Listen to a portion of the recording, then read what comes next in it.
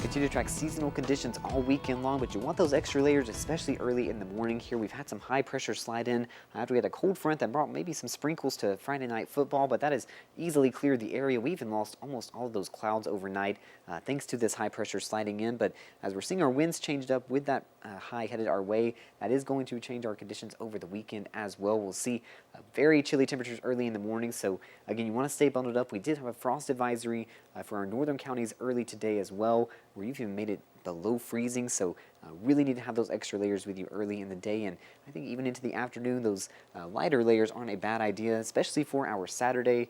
We'll see those temperatures just into the upper 60s here, but we'll still have those higher wind gusts through the afternoon. It'll actually end up feeling a bit cooler than these temperatures, and that extra windbreaker, not a bad idea to just keep you feeling more comfortable through the afternoon here.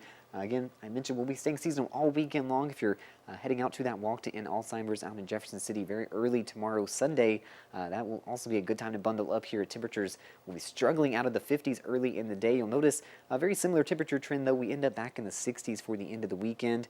This is still staying pretty seasonable, but we are actually expected to get even cooler here early next week as we'll be watching those winds change up.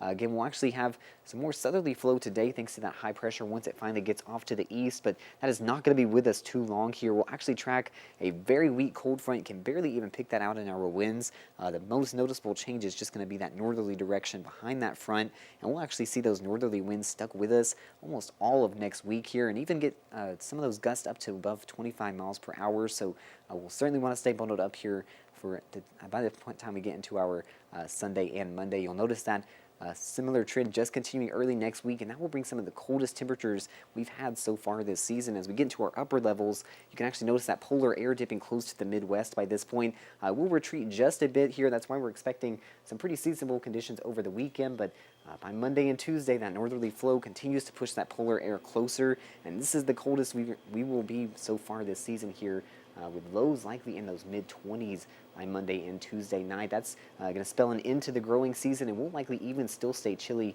behind that later into the week as well.